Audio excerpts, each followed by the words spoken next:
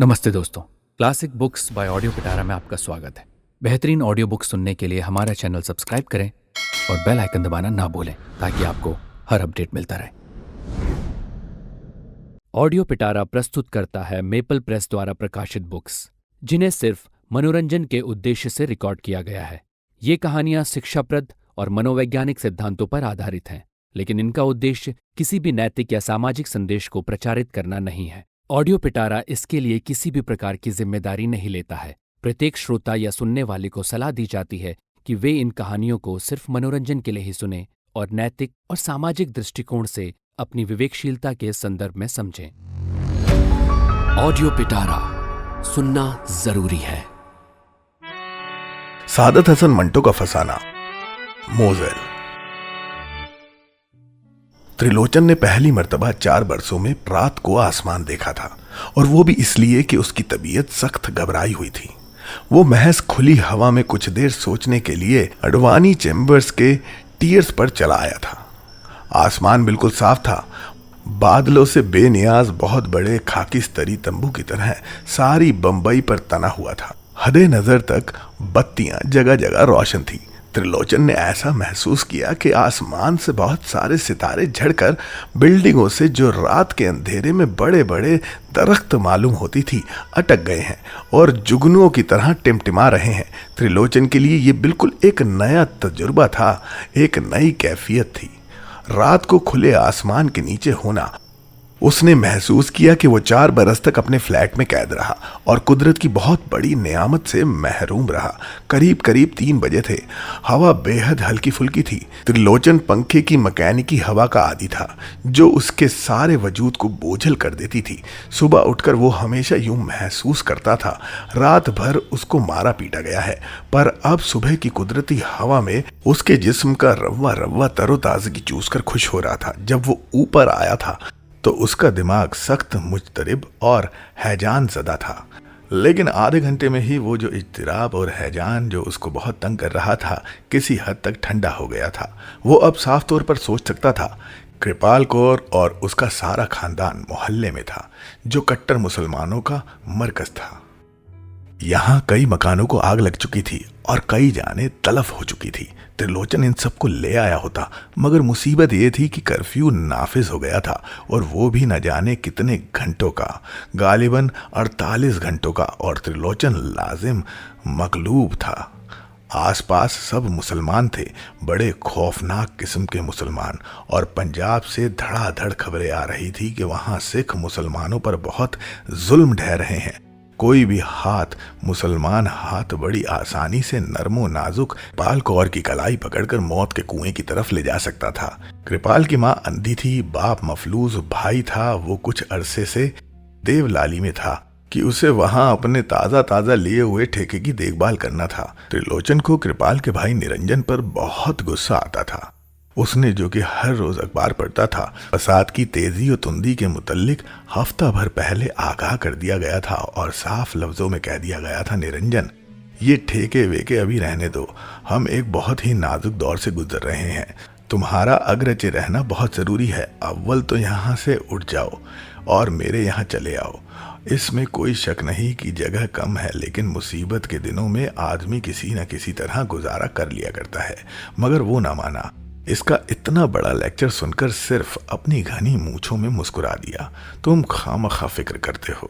मैंने यहाँ ऐसे कई फसाद देखे हैं।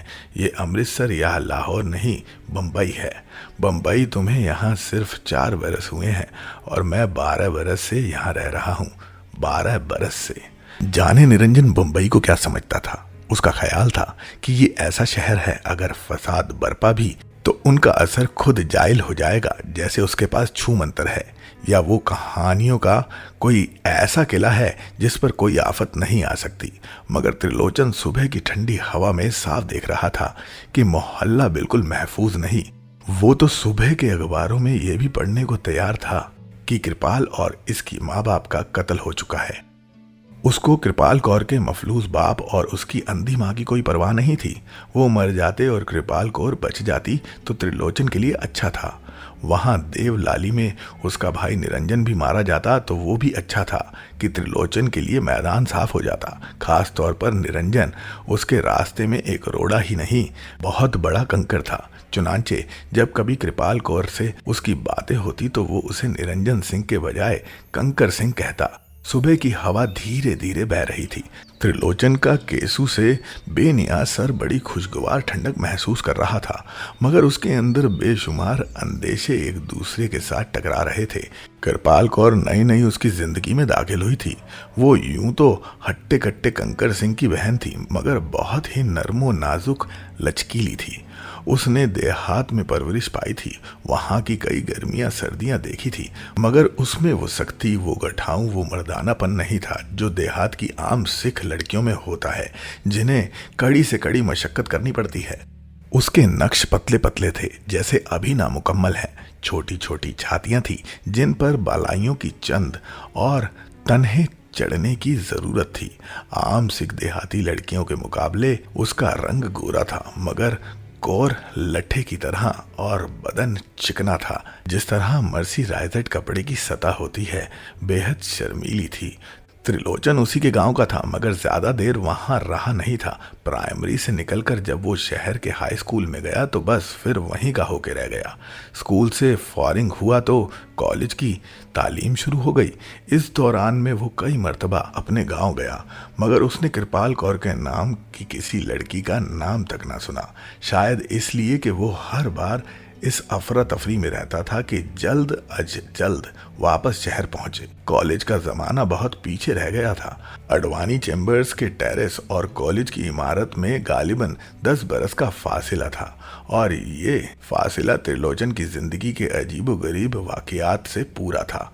बर्मा, सिंगापुर, हांगकांग, फिर बंबई, जहां वो 4 बरस से मुमकिन था। इन 4 बरसों में उसने पहली मर्तबा रात को आसमान की शक्ल देखी थी, जो पूरी नहीं थी। खाकिस्तानी रंग के तंबू की छत में 1000 दिए रोशन थे और हवा ठंडी और हल्की फुल्की थी। कृपाल कौर का सोचते सोचते वो मोजेल के मुतल्लिक सोचने लगा, उस यहूदी लड़की के बारे में जो अडवाणी चैम्बर्स में रहती थी। उससे त्रिलोचन को गोडे गोडे इश्क हो गया था। ऐसा इश्क जो उसने अपनी 35 बरस की जिंदगी में कभी नहीं किया था। जिस दिन उसने अडवाणी चैम्बर्स में अपने एक ईसाई दोस्त की माफरत पर फ्लैट लिया, उसी दिन उसकी मुठभेड़ मोसेल से हुई, जो पहली नजर देखने पर उसे खौफनाक तौर पर दीवानी मालूम हुई थी। कटे हुए भूरे बाल उसके सर पर परेशान थे, बेहद परेशान। होठों पर लिपस्टिक यूं जमी हुई थी जैसे गाढ़ा खून, और वो भी जगह जगह से चटकी हुई थी।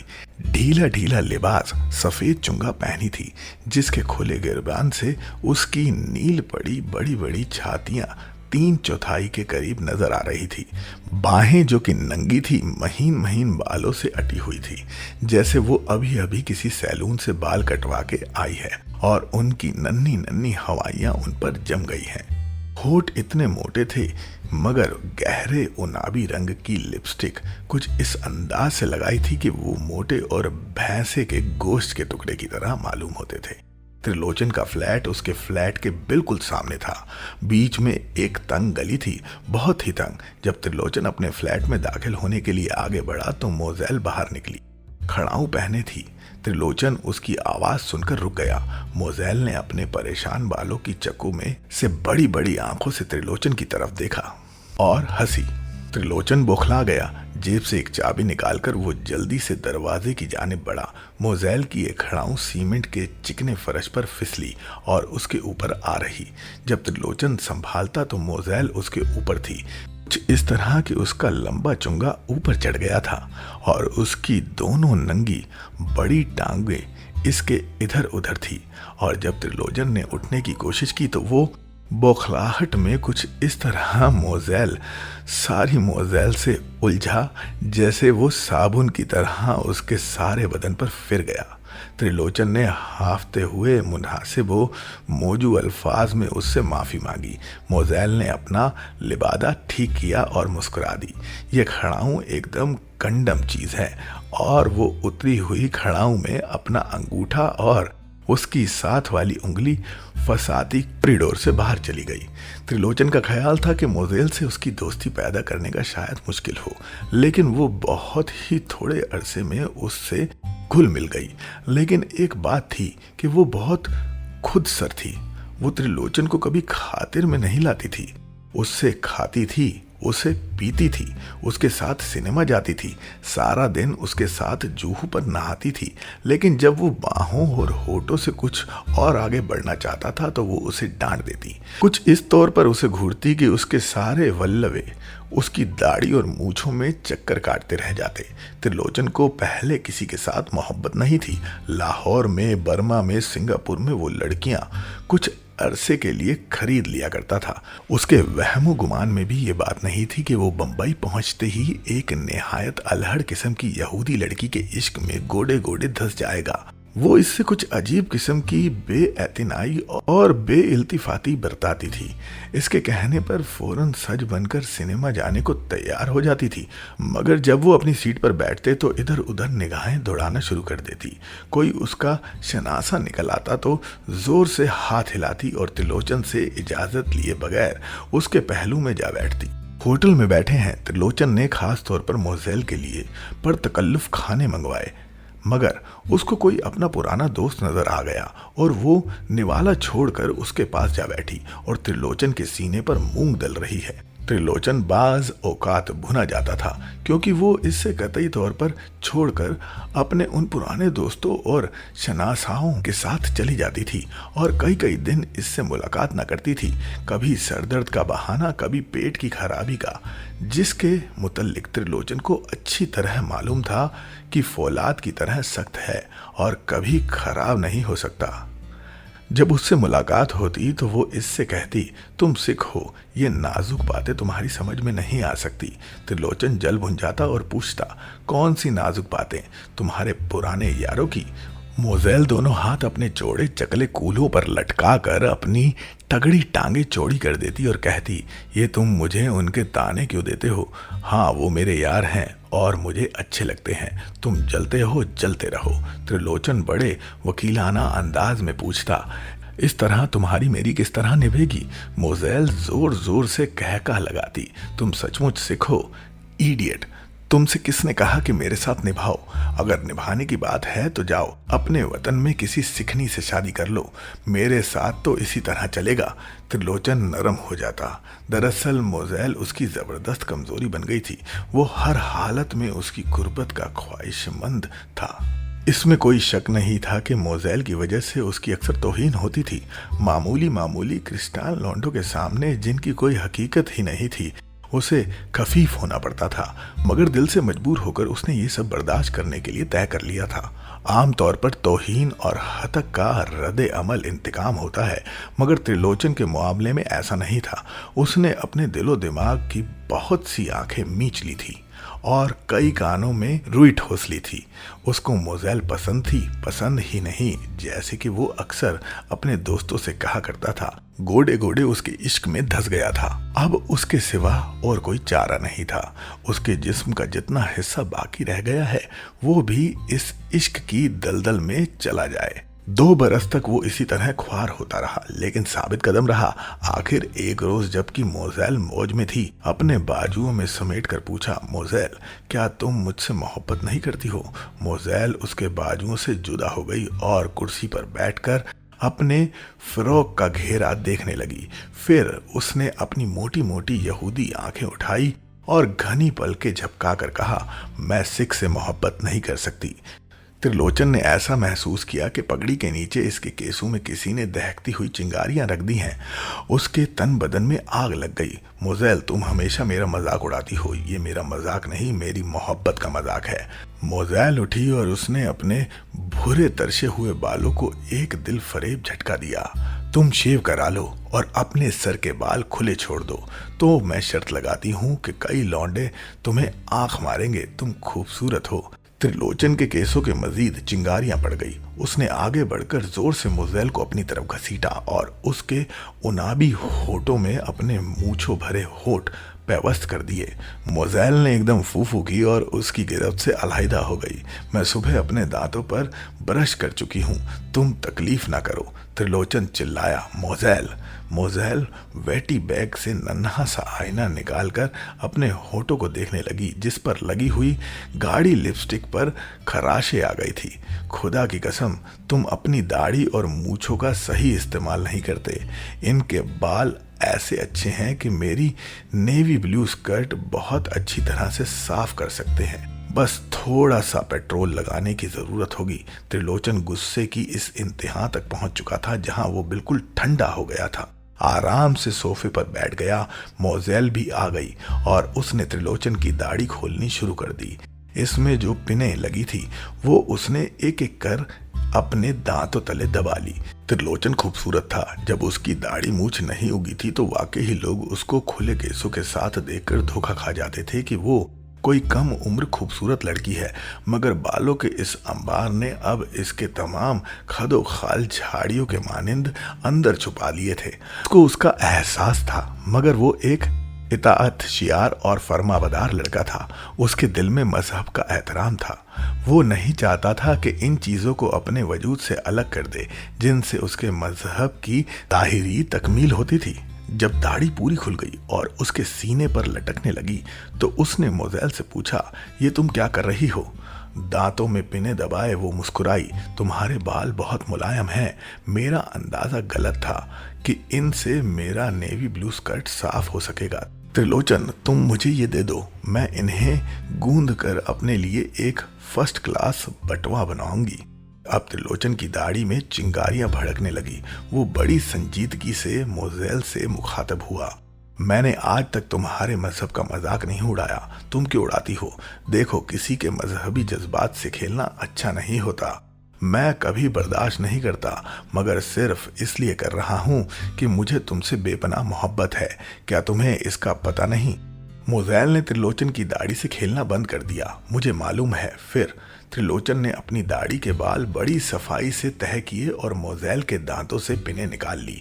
तुम अच्छी तरह जानती हो कि मेरी मोहब्बत बकवास नहीं। मैं तुमसे शादी करना चाहता हूँ, मुझे मालूम है। बालों को एक खफीफ सा झटका देकर वो उठी और दीवार से लटकी हुई तस्वीर की तरफ देखने लगी। मैं भी करीब करीब यही फैसला कर चुकी हूँ कि तुमसे शादी करूंगी।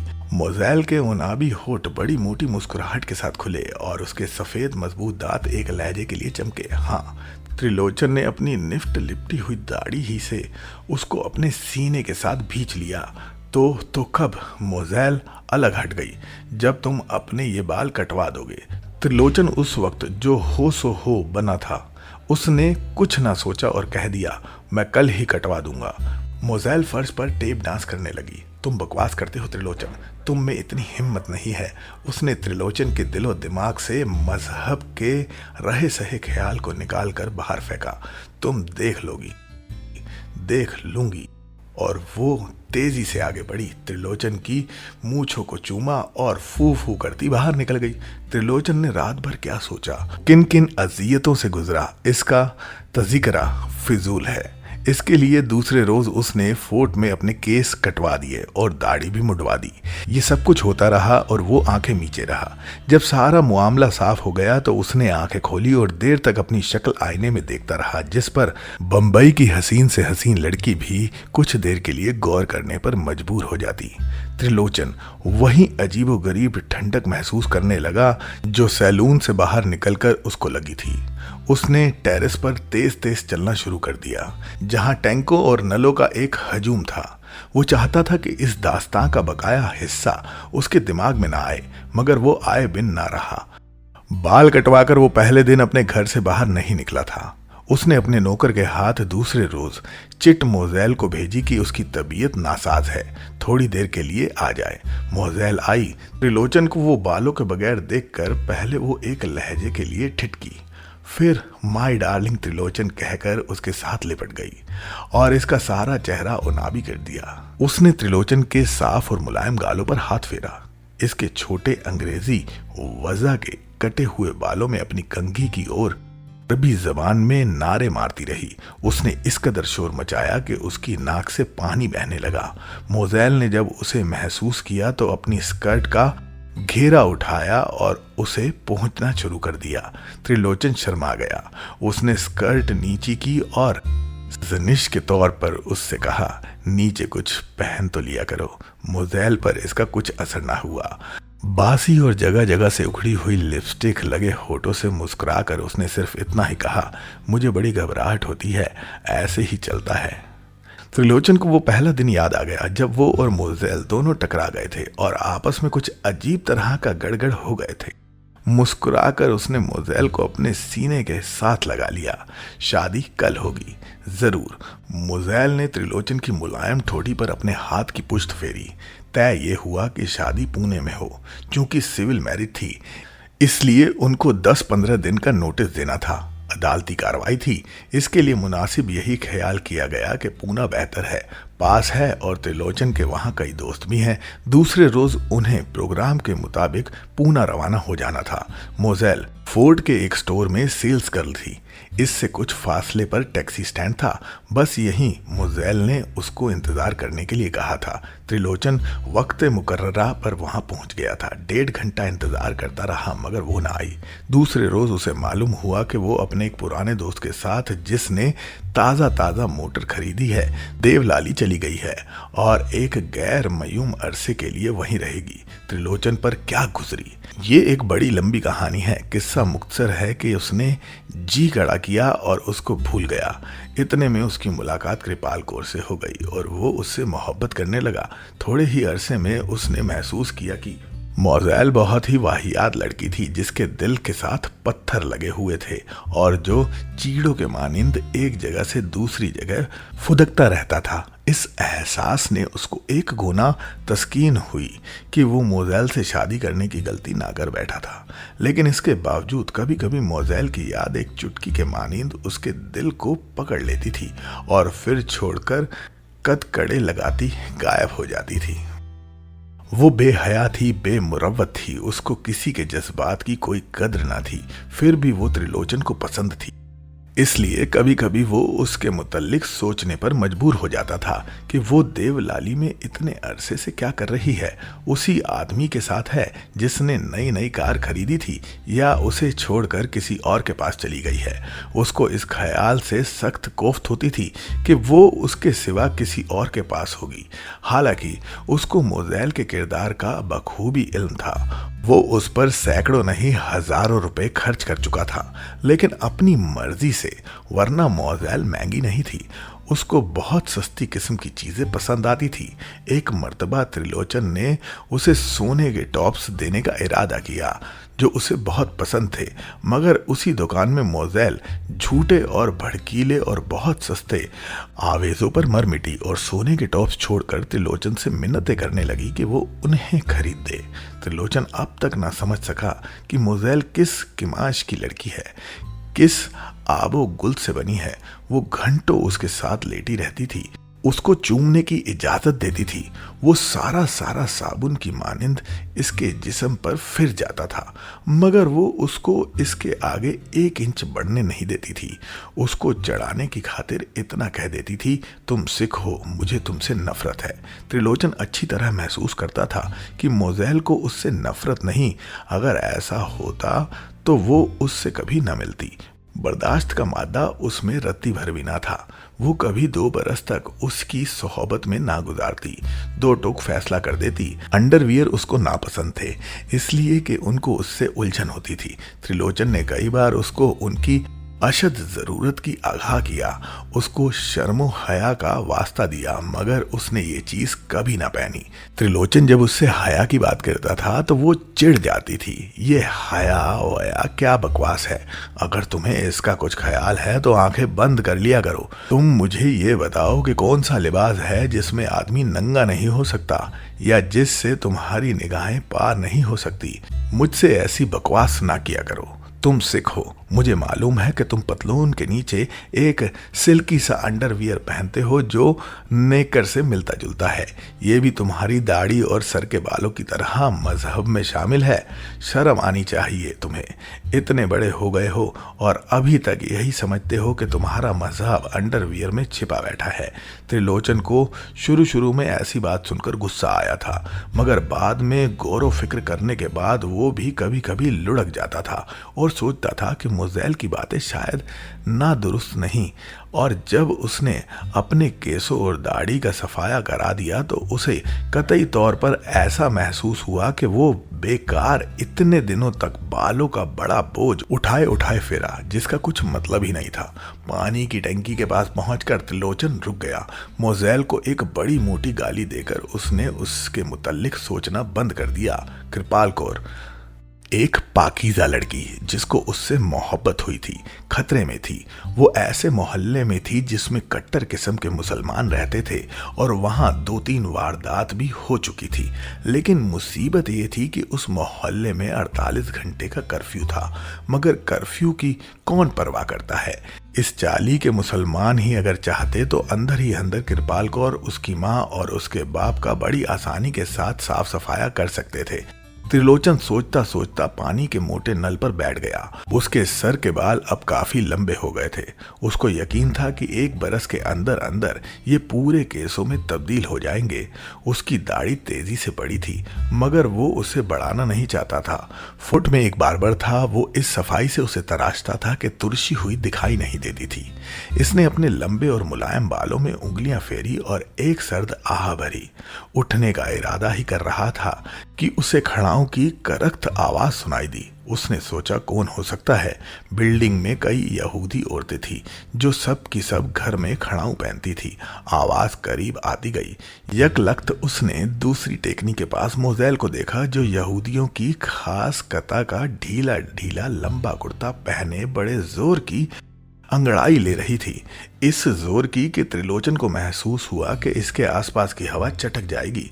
त्रिलोचन पानी के नल पर से उठा। उसने सोचा कि ये एकाएक कहाँ से नमूदार हो गई और इस वक्त टेरेस पर क्या करने आई है। मोज़ेल ने एक और अंगड़ाई ली। अब त्रिलोचन की हड्डियां चटकने लगी। ढीले ढीले कुर्ते में उसकी मजबूत छातियां धड़की। त्रिलोचन की आंखों के सामने कई गोल गोल और चिपटे चिपटे नील उभर आए। वो जोर से खांसा। मोज़ेल ने पलटकर उसकी तरफ देखा। उसका रद्द अमल बिल्कुल खफीफ था। खड़ाऊ घसीटती वो उसके पास आई और उसकी नन्ही मुन्नी दाढ़ी देखने लगी। तुम फिर सिख बन गए त्रिलोचन। दाढ़ी के बाल त्रिलोचन को चुभने लगे। मोज़ेल ने आगे बढ़कर उसकी ठोड़ी के साथ अपने हाथ की पुश्त रगड़ी और मुस्कुराकर कहा, अब ये ब्रश इस काबिल है कि मेरी न्यू ब्लू स्कर्ट साफ कर सके, मगर वो तो वहीं देवलाली में रह गई है। त्रिलोचन खामोश रहा। मोज़ेल ने उसके बाजू की चुटकी ली। बोलते क्यों नहीं सरदार साहब। त्रिलोचन अपनी पिछली बेवकूफ़ियों का इयादा नहीं करना चाहता था, ताहम उसने सुबह के मलगिंजे अंधेरे में मोज़ेल के चेहरे को गौर से देखा। कोई खास तब्दीली वाक़या नहीं हुई थी, एक सिर्फ वो पहले से कुछ कमज़ोर नजर आती थी। त्रिलोचन ने उससे पूछा, बीमार रही हो? नहीं। मोज़ेल ने अपने तरशे हुए बालों को एक खफीफ सा झटका दिया। पहले से कमज़ोर दिखाई देती हो। मैं डाइटिंग कर रही हूँ। मोज़ेल पानी के मोटे नल पर बैठ गई और खड़ाऊ फर्श के साथ बजाने लगी। तुम गोया की अब फिर नए सिरे से सिख बन रहे हो। त्रिलोचन ने किसी कदर डिटाई से कहा। हाँ, मुबारक हो। मोज़ेल ने एक खड़ाऊ पैर से उतार ली और पानी के नल पर बजाने लगी। किसी और लड़की से मोहब्बत करनी शुरू की? त्रिलोचन ने आहिस्ता से कहा। हाँ, मुबारक हो। इसी बिल्डिंग की है क्या कोई? नहीं। ये बहुत बुरी बात है। मोज़ेल खड़ाऊ अपनी उंगलियों में उड़स कर उठी।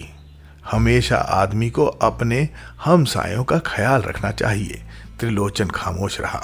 मोज़ेल ने उठकर उसकी दाढ़ी को अपनी 5 उंगलियों से छेड़ा। क्या उसी लड़की ने तुम्हें ये बाल बढ़ाने का मशवरा दिया है? नहीं। त्रिलोचन बड़ी उलझन महसूस कर रहा था, जैसे कंघा करते करते उसकी दाढ़ी के बाल आपस में उलझ गए हैं। जब उसने नहीं कहा तो उसके लहजे में तीखापन था। मोज़ेल के होठों पर लिपस्टिक बासी गोश्त की तरह मालूम होती थी। वो मुस्कुराई तो त्रिलोचन ने ऐसा महसूस किया कि उसके गांव में झटके की दुकान पर कसाई ने छुरी से मोटी रख के गोश्त के 2 टुकड़े कर दिए हैं। मुस्कुराने के बाद वो हंसी। तुम अब ये दाढ़ी मुंडा डालो तो किसी की भी कसम ले लो, मैं तुमसे शादी कर लूंगी। त्रिलोचन के जी में आई कि उससे कहे कि वो एक बड़ी शरीफ बाइज्जत पाक तींत कुंवारी लड़की से मोहब्बत कर रहा है और उसी से शादी करेगा। मोज़ेल उसके मुकाबले में फाहिश है, बदसूरत है, बेवफा है, बेमुरव्वत है, मगर वो इस किस्म का घटिया आदमी नहीं था। उसने मोज़ेल से सिर्फ इतना कहा, मोज़ेल, मैं अपनी शादी का फैसला कर चुका हूँ। मेरे गांव की एक सीधी सादी लड़की है जो मजहब की पाबंद है, उसी के लिए मैंने बाल बढ़ाने का फैसला कर लिया है। मोज़ेल सोच विचार की आदी नहीं थी, लेकिन इसने कुछ देर सोचा और खड़ाऊं पर निस्फ दायरे से घूमकर त्रिलोचन से कहा, वो मजहब की पाबंद है तो तुम्हें कैसे कबूल करेगी? क्या उसे मालूम नहीं कि तुम एक दफा अपने बाल कटवा चुके हो? उसको अभी तक मालूम नहीं। दाढ़ी मैंने तुम्हारे देवलाली जाने के बाद ही बढ़ानी शुरू कर दी थी, महज इंतकामी तौर पर। उसी के बाद मेरी कृपाल कौर से मुलाकात हुई, मगर मैं पगड़ी इस तरीके से बांधता हूँ कि 100 में से 1 आदमी ही मुश्किल से जान सकेगा कि मेरे केस कटे हुए हैं, मगर अब ये बहुत जल्द ही ठीक हो जाएंगे। त्रिलोचन ने अपने लंबे मुलायम बालों में उंगलियों से कंघी करना शुरू किया। मोज़ेल ने लंबा गुर्दा उठाकर अपनी गोरी दबीज रान खुजलानी शुरू की। ये बहुत अच्छा है, मगर ये कमबख्त मच्छर यहाँ भी मौजूद हैं, देखो किस जोर से काटा है। त्रिलोचन ने दूसरी तरफ देखना शुरू किया। मोज़ेल ने उस जगह जहाँ मच्छर ने काटा था उंगली से लब लगाई और कुर्ता छोड़कर सीधी खड़ी हो गई। कब हो रही है तुम्हारी शादी? अभी कुछ पता नहीं। ये कहकर त्रिलोचन सख्त मुतफक्किर हो गया। चंद लम्हात तक खामोशी रही। इसके बाद मोज़ेल ने उसके तफक्कुर का अंदाजा लगाकर उससे बड़े संजीदा अंदाज में पूछा, त्रिलोचन तुम क्या सोच रहे हो? त्रिलोचन को उस वक्त किसी हमदर्द की जरूरत थी, ख्वाह वो मोज़ेल ही क्यों ना हो। चुनांचे उसने उसको सारा माजरा सुना दिया। मोज़ेल हंसी, तुम अव्वल दर्जे के इडियट हो, जाओ उसको ले आओ। ऐसी क्या मुश्किल है? मुश्किल है मोज़ेल, तुम इस मामले की नज़ाकत को कभी नहीं समझ सकती। किसी भी मामले की नज़ाकत। तुम एक लाउबाली किस्म की लड़की हो। यही वजह है कि तुम्हारे और मेरे ताल्लुकात कायम नहीं रह सके, जिसका मुझे सारी उम्र अफसोस रहेगा। मोज़ेल ने जोर से अपनी खड़ाऊं पानी के नल के साथ मारी। अफसोस? Be deemed silly idiot. तुम ये सोचो कि तुम्हारी इसका क्या नाम है, उसका मोहल्ले से बचा कर लाना कैसे है। तुम बैठ गए और ताल्लुकात का रोना रोने लगे। तुम्हारे मेरे ताल्लुकात कभी कायम नहीं रह सकते। तुम एक सिली किस्म के आदमी हो और बहुत डरपोक हो। मुझे निडर मर्द चाहिए, लेकिन छोड़ो इन बातों को, चलो आओ तुम्हारी उस कौर को ले आए। इसने त्रिलोचन का बाजू पकड़ लिया। त्रिलोचन ने घबराहट में इससे पूछा, कहाँ से? वहीं से जहाँ वो है। मैं उस मोहल्ले की एक एक ईंट को जानती हूँ, चलो आओ मेरे साथ। मगर सुनो तो, कर्फ्यू है। मोज़ेल के लिए नहीं, चलो आओ। वो त्रिलोचन का बाजू पकड़कर खींचती उस दरवाजे तक ले गई जो नीचे सीढ़ियों की तरह खुलता था। दरवाजा खोलकर वो उतरने वाली थी कि रुक गई और त्रिलोचन की दाढ़ी की तरफ देखने लगी। त्रिलोचन ने पूछा, क्या बात है? मोज़ेल ने कहा, ये तुम्हारी दाढ़ी, लेकिन खैर ठीक है, इतनी बड़ी नहीं है। नंगे सर चलोगे तो कोई नहीं समझेगा कि तुम सिख हो। नंगे सर? त्रिलोचन ने किसी कदर बौखलाकर कहा, मैं नंगे सर नहीं जाऊंगा। मोज़ेल ने बड़े मासूम अंदाज से पूछा, क्यों? त्रिलोचन ने अपने बालों की एक लट ठीक की। तुम समझती नहीं हो, मेरा वहां पगड़ी के बगैर जाना ठीक नहीं। क्यों ठीक नहीं? तुम समझती क्यों नहीं हो? उसने मुझे अभी तक नंगे सर नहीं देखा। वो यही समझती है कि मेरे केस हैं। मैं उस पर ये राज इफ्शा नहीं करना चाहता। मोज़ेल ने जोर से अपनी खड़ाऊं दरवाजे की दहलीज पर मारी। तुम वाकई अव्वल दर्जे के इडियट हो, गधे कहीं के। उसकी जान का सवाल है। क्या नाम है तुम्हारी उस कौर का जिससे तुम मोहब्बत करते हो? त्रिलोचन ने उसे समझाने की कोशिश की। मोज़ेल वो बड़ी मजहबी किस्म की लड़की है, अगर उसने मुझे नंगे सिर देख लिया तो मुझसे नफरत करने लगेगी। मोज़ेल चिढ़ गई। ओह तुम्हारी मोहब्बत बी डीम्ड, मैं पूछती हूँ क्या सारे सिख तुम्हारी तरह बेवकूफ होते हैं? उसकी जान को खतरा है और तुम कहते हो कि पगड़ी जरूर पहनोगे, और शायद वो अपना अंडरवियर भी जो नेकर से मिलता जुलता है। त्रिलोचन ने कहा, वो तो मैं हर वक्त पहने होता हूँ। बहुत अच्छा करते हो, मगर अब तुम ये सोचो कि मामला उस मोहल्ले का है जहाँ मियाँ भाई ही मियाँ भाई रहते हैं, और वो भी बड़े बड़े दादा और बड़े बड़े मवाली। तुम पगड़ी पहनकर वहां गए तो जबह कर दिया जाओगे। त्रिलोचन ने मुख्तसर सा जवाब दिया, मुझे इसकी परवाह नहीं। अगर मैं तुम्हारे साथ वहां जाऊंगा तो पगड़ी पहन कर जाऊंगा। मैं अपनी मोहब्बत खतरे में नहीं डालना चाहता। मोज़ेल झुंझुला गई। इस जोर से उसने पेचोताप खाए कि उसकी छातियां आपस में भिड़ भिड़ गई। गधे, तुम्हारी मोहब्बत ही कहाँ रहेगी जब तुम ना होगे?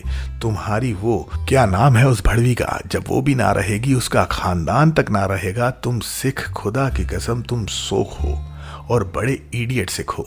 त्रिलोचन भुन्ना गया। बकवास ना करो। मोज़ेल जोर से हंसी। महीन महीन बालों के गुबार से अटी हुई बाहें इसने त्रिलोचन के गले में डाल दी और थोड़ा सा झूल कर कहा, डार्लिंग चलो, जैसे तुम्हारी मर्जी, जाओ पगड़ी पहन आओ, मैं नीचे बाजार में खड़ी हूं। ये कहकर वो नीचे जाने लगी। त्रिलोचन ने उसे रोका। तुम कपड़े नहीं पहनोगी?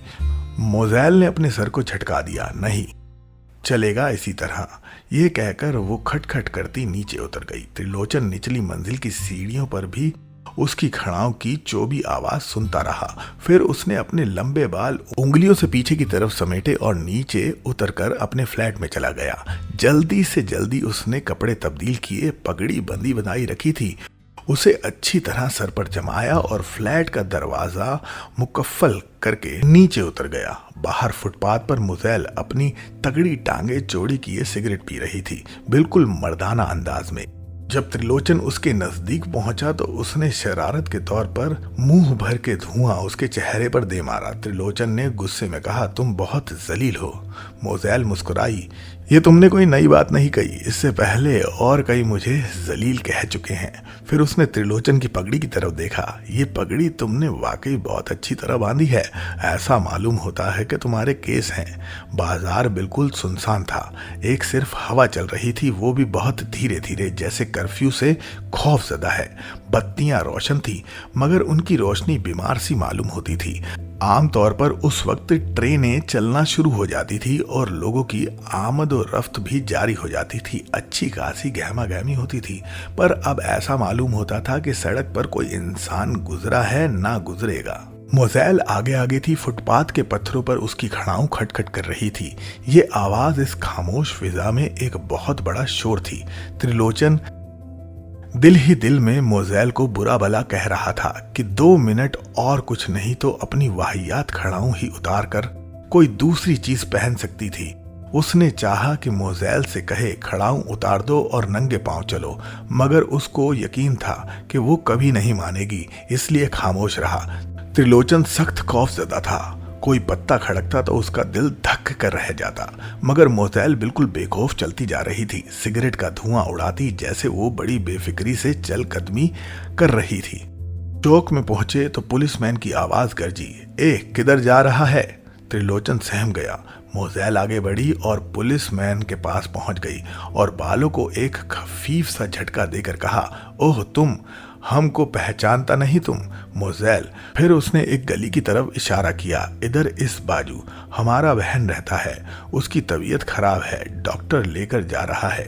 सिपाही उसे पहचानने की कोशिश कर रहा था कि उसने खुदा मालूम कहां से सिगरेट की डिब्बियां निकाली और एक सिगरेट निकालकर उसको दिया। लो पियो। सिपाही ने सिगरेट ले लिया। मोज़ेल ने अपने मुंह से सुलगा हुआ सिगरेट निकाला और उससे कहा, हियर इज लाइट। सिपाही ने सिगरेट का कश लिया। मोज़ेल ने दाहिनी आंख उसको और बाएं आंख त्रिलोचन को मारी और खटखट करती उस गली की तरफ चल दी जिसमें से गुजर कर उन्होंने मोहल्ले में जाना था। त्रिलोचन खामोश था, मगर वो महसूस कर रहा था कि मोज़ेल कर्फ्यू की खिलाफ वर्जी करके एक अजीबोगरीब किस्म की मुसर्रत महसूस कर रही है। खतरों से खेलना उसे पसंद था। जब जूहू पर उसके साथ जाती थी तो उसके लिए एक मुसीबत बन जाती थी। समुद्र की पिलतन लहरों से टकराती भिड़ती वो दूर तक निकल जाती थी और उसको हमेशा इस बात का धड़का रहता था कि वो कहीं डूब ना जाए। जब वापस आती तो उसका जिस्म सीपों और जख्मों से भरा होता था, मगर उसे उनकी कोई परवाह नहीं होती थी। मोज़ेल आगे आगे थी, त्रिलोचन उसके पीछे पीछे। डर डर के इधर उधर देखता रहता कि उसकी बगल से कोई छुरी मार नमूदार ना हो जाए। मोज़ेल रुक गई। जब त्रिलोचन पास आया तो उसने समझाने के अंदाज में उससे कहा, त्रिलोचन डियर, इस तरह डरना अच्छा नहीं है। तुम डरोगे तो जरूर कुछ ना कुछ होके रहेगा। सच कहती हूँ, ये मेरी आजमाई हुई बात है। त्रिलोचन खामोश रहा। जब वो गली तय कर कर दूसरी गली में पहुंची जो उस मोहल्ले की तरफ निकलती थी जिसमें कृपाल कौर रहती थी, तो मोज़ेल चलते चलते एकदम रुक गई। कुछ फासले पर बड़े इत्मीनान से एक मारवाड़ी की दुकान लूटी जा रही थी। एक लहजे के लिए उसने मुआमले का जायजा लिया और त्रिलोचन से कहा, कोई बात नहीं, चलो आओ। दोनों चलने लगे। एक आदमी जो सर पर बहुत बड़ी प्रात उठाए चल रहा था त्रिलोचन से टकरा गया। प्रात गिर गया। उस आदमी ने गौर से त्रिलोचन की तरफ देखा। साफ मालूम होता था कि वो सिख है। उस आदमी ने जल्दी से अपने नेफे में हाथ डाला और मोज़ेल आ गई। लड़खड़ाती हुई जैसे नशे में चूर है, उसने जोर से उस आदमी को धक्का दिया और मखमूर लहजे में कहा, ए क्या करता है? अपने भाई को मारता है? हम इससे शादी बनाने मांगता है। फिर वो त्रिलोचन से मुखातिब हुई, करीम उठाओ ये बारात और रख दो इसके सर पर। उस आदमी ने नेफे में से हाथ निकाल लिया और शहवानी आंखों से मोज़ेल की तरफ देखा। फिर आगे बढ़कर अपनी कोहनी से उसकी छातियों में ठोका दिया। ऐश कर साली, ऐश कर। फिर उसने परात उठाई और ये जा वो जा। त्रिलोचन बड़बड़ाया, कैसी जलील हरकत की है हरामजादे ने। मोज़ेल ने अपनी छातियों पर हाथ फेरा, कोई जलील हरकत नहीं, सब चलता है, आओ। और वो तेज तेज चलने लगी। त्रिलोचन ने भी कदम तेज कर दिए। ये गली तय कर ये दोनों उस मोहल्ले में पहुंच गए जहां कृपाल कौर रहती थी। मोज़ेल ने पूछा, किस गली में जाना है? त्रिलोचन ने आहिस्ता से कहा, तीसरी गली में, नुक्कड़ वाली बिल्डिंग। मोज़ेल ने उस तरफ चलना शुरू कर दिया। ये रास्ता बिल्कुल खामोश था। आसपास इतनी गुंजान आबादी थी मगर किसी बच्चे तक के रोने की आवाज नहीं सुनाई देती थी। जब वो उस गली के करीब पहुंचे तो कुछ गड़बड़ दिखाई थी। एक आदमी बड़े से उस किनारे वाली बिल्डिंग से निकला और दूसरे किनारे वाली बिल्डिंग में घुस गया। उस बिल्डिंग में से थोड़ी देर तक 3 आदमी निकले।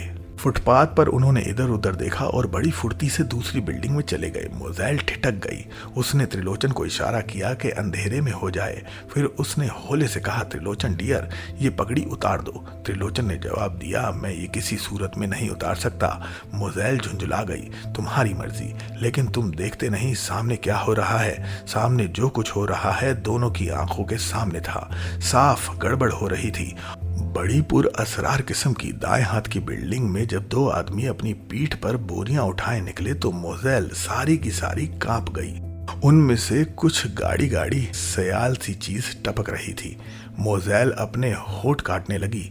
गालिबन वो सोच रही थी, जब ये दोनों आदमी गली के दूसरे सिर पर पहुंचकर गायब हो गए तो उसने त्रिलोचन से कहा, देखो ऐसा करो, मैं भागकर नुक्कड़ वाली बिल्डिंग में जाती हूँ, तुम मेरे पीछे आना बड़ी तेजी से, जैसे तुम मेरा पीछा कर रहे हो, समझे? मगर ये सब एकदम जल्दी जल्दी हो। मोज़ेल ने त्रिलोचन के जवाब का इंतजार ना किया और नुक्कड़ वाली बिल्डिंग की तरफ खड़ाऊ खटखटाती बड़ी तेजी से भागी। त्रिलोचन भी इसके पीछे दौड़ा। चंद लम्हे वो बिल्डिंग के अंदर थे। सीढ़ियों के पास त्रिलोचन हाँफ रहा था, मगर मोज़ेल बिल्कुल ठीक ठाक थी। इसने त्रिलोचन से पूछा, कौन सा माला? त्रिलोचन ने अपने खुश्क होठों पर जबान फेरी, दूसरा। चलो, ये कह वो खटखट सीढ़ियां चढ़ने लगी। त्रिलोचन उसके पीछे हो लिया।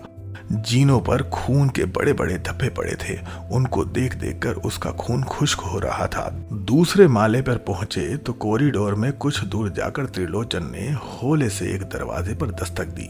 मोज़ेल दूर सीढ़ियों के पास खड़ी रही। त्रिलोचन ने एक बार फिर दस्तक दी और दरवाजे के साथ मुंह लगाकर आवाज दी, महंगा सिंह जी, महंगा सिंह जी। अंदर से महीन आवाज आई, कौन? त्रिलोचन। दरवाजा धीरे से खुला। त्रिलोचन ने मोज़ेल को इशारा किया, वो लिपक कर आई। दोनों अंदर दाखिल हुए। मोज़ेल ने अपनी बगल में एक दुबली पतली लड़की को देखा जो बेहद सहमी हुई थी। मोज़ेल ने उसको एक लहजे के लिए गौर से देखा। पतले पतले नक्श थे, नाक बहुत ही प्यारी थी मगर जुकाम से मुब्तला। मोज़ेल ने उसको अपने चौड़े चकले सीने के साथ लगा लिया और अपने ढीले ढाले कुर्ते का दामन उठाकर उसकी नाक पहुंची। त्रिलोचन सुर्ख हो गया। मोज़ेल ने कृपाल कौर से बड़े प्यार के साथ कहा, डरो नहीं, त्रिलोचन तुम्हें लेने आया है। कृपाल कौर ने त्रिलोचन की तरफ अपनी सहमी हुई आंखों से देखा और मोज़ेल से अलग हो गई। त्रिलोचन ने उससे कहा, सरदार साहब से कहो जल्दी तैयार हो जाएं और अपनी माताजी से भी, लेकिन जल्दी करो। इतने में ऊपर की मंजिल पर एक बुलंद आवाज आने लगी, जैसे कोई चीख चिल्ला रहा था। कृपाल कौर के हलक से दबी दबी चीख बुलंद हुई। उसे पकड़ लिया उन्होंने। त्रिलोचन ने पूछा, किसे? कृपाल कौर जवाब देने वाली थी कि मोज़ेल ने उसको बाजू से पकड़ा और घसीट कर एक कोने में ले गई। पकड़ लिया तो अच्छा हुआ, तुम ये कपड़े उतारो। कृपाल कौर अभी कुछ सोच भी नहीं पाई थी कि मोज़ेल ने आनन फानन में उसकी कमीज उतार कर एक तरफ रख दी। कृपाल कौर ने अपनी बाहों में अपने नंगे जिस्म को छुपा लिया और सख्त दहशत ज़दा हो गई। त्रिलोचन ने मुंह दूसरी तरफ मोड़ लिया। मोज़ेल ने अपना ढीला ढाला कुर्ता उतार और उसको पहना दिया। खुद वो नंग धड़ंग थी। जल्दी जल्दी उसने कृपाल कौर का इजार बंद ढीला किया और उसकी सलवार उतारकर त्रिलोचन से कहने लगी, जाओ इसे ले जाओ, लेकिन ठहरो। ये कहकर उसने कृपाल कौर के बाल खोल दिए और इससे कहा, जाओ जल्दी जल्दी निकल जाओ। त्रिलोचन ने इससे कहा, आओ, मगर फौरन ही रुक गया। पलटकर उसने मोज़ेल की तरफ देखा जो धुएं देत की तरह नंगी खड़ी थी। उसकी बाहों पर मुहिम मुहिम बाल सर्दी के बायस जागे हुए थे। तुम जाते क्यों नहीं? मोज़ेल के लहजे में चिड़चिड़ापन था। त्रिलोचन ने आहिस्ता से कहा, इसके माँ बाप भी तो हैं, जन्नत में जाएंगे वो, तुम इसे ले जाओ। और तुम? मैं आ जाऊंगी। एकदम ऊपर की मंजिल से कई आदमी धड़ाधड़ नीचे उतरने लगे। दरवाजे के पास आकर उन्होंने उसे कूटना शुरू कर दिया, जैसे वो उसे तोड़ ही डालेंगे। कृपाल कौर की अंधी माँ और उसका मफलूज बाप दूसरे कमरे में पड़े कर रहे थे। मोज़ेल ने कुछ सोचा और बालों को खफीफ झटका देकर उसने त्रिलोचन से कहा, सुनो, अब सिर्फ एक ही तरकीब समझ में आती है, मैं दरवाजा खोलती हूँ। कृपाल कौर के खुश्क हलक में चीख निकलती निकलती दब गई। दरवाजा। मोज़ेल त्रिलोचन से मुखातब रही, मैं दरवाजा खोलकर बाहर निकलती हूँ, तुम मेरे पीछे भागना। मैं ऊपर चढ़ जाऊंगी, तुम भी ऊपर चले आना। ये जो लोग दरवाजा तोड़ रहे हैं सब कुछ भूल जाएंगे और हमारे पीछे चले आएंगे। त्रिलोचन ने फिर पूछा, फिर ये तुम्हारी क्या नाम है इसका? मौके पर निकल जाएगी। इस लिबास में इसे कोई कुछ नहीं कहेगा। त्रिलोचन जल्दी जल्दी कृपाल कौर को सारी बात समझा दी। मोज़ेल जोर से चिल्लाई, दरवाजा खोला और धड़ाम से बाहर के लोगों पर गिरी। सब बौखला गए। उठकर उसने ऊपर की सीढ़ियों का रुख किया। त्रिलोचन उसके पीछे भागा। सब एक तरफ हट गए। मोज़ेल अंधाधुंध सीढ़ियों पर चढ़ती रही। खड़ाऊं उसके पैरों में थी। वो लोग जो दरवाजा तोड़ने की कोशिश कर रहे थे संभल कर उनके ताकुब में दौड़े। मोज़ेल का पांव फिसला। ऊपर के जीने से वो कुछ इस तरह लुढ़की कि हर पथरीले जीने से टकराती लोहे के जंगले के साथ उलझती वो नीचे आ रही थी पथरीले फर्श पर। त्रिलोचन एकदम नीचे उतरा। झुककर इसने देखा तो उसकी नाक में से खून बह रहा था, मुंह से खून बह रहा था, कानों के रास्ते भी खून निकल रहा था। वो जो दरवाजा तोड़ने आए थे इर्द गिर्द जमा हो गए। किसी ने भी नहीं पूछा क्या हुआ। सब खामोश थे और मोज़ेल के नंगे और गोरे जिस्म को देख रहे थे जिस पर जा बजा खराशें पड़ी थी। त्रिलोचन ने उसका बाजू हिलाया और आवाज दी, मोज़ेल, मोज़ेल। मोज़ेल ने अपनी बड़ी बड़ी यहूदी आंखें खोली जो लाल बूटी हो रही थी और मुस्कुराई। त्रिलोचन ने अपनी पगड़ी उतारी और खोलकर उसका नंगा जिस्म ढक दिया। मोज़ेल फिर मुस्कुराई और आंख मारकर उसने त्रिलोचन के मुंह में खून के बुलबुले उड़ाते हुए कहा, जाओ देखो मेरा अंडरवियर वहां है कि नहीं, मेरा मतलब है वो। त्रिलोचन उसका मतलब समझ गया था। उसने उठना ना चाहा था। इस पर मोज़ेल ने गुस्से से कहा, तुम सचमुच सिख हो, जाओ देख कर आओ। त्रिलोचन उठकर कृपाल कौर के फ्लैट की तरफ चला गया। मोज़ेल ने अपनी धुंधली आंखों से आसपास खड़े मर्दों की तरफ देखा और कहा, ये मियाँ भाई है, लेकिन बहुत दादा किस्म का। मैं इसे सिख कहा करती हूँ। त्रिलोचन वापस आ गया। उसने आंखें ही आंखों में मोज़ेल को बता दिया कि कृपाल कौर जा चुकी है। मोज़ेल ने इत्मीनान की सांस ली, लेकिन ऐसा करने में बहुत खून इसके मुंह से बह निकला। ओ डैम इडियट, ये कहकर उसने अपनी महीन महीन बालों से अटी हुई कलाई से अपना मुंह पोंछा और त्रिलोचन से मुखातिब हुई। All right darling, bye bye. Trilochan ने कुछ कहना चाहा, मगर लफ्ज इसके हलक में अटक गए। मोज़ेल ने अपने बदन पर से त्रिलोचन की पगड़ी हटाई। ले जाओ इसको, अपने इस मजहब को। और इसका बाजू उसकी मजबूत छातियों पर बेहिस होकर गिर पड़ना। ऑडियो पिटारा सुनना जरूरी है। दोस्तों, आपको ये कहानी कैसी लगी हमें ज़रूर बताइएगा। लाइक और कमेंट कीजिए और अपने दोस्तों के साथ ये कहानी ज़रूर शेयर कीजिए। Thank you so much. Audio पिटारा सुनना जरूरी है।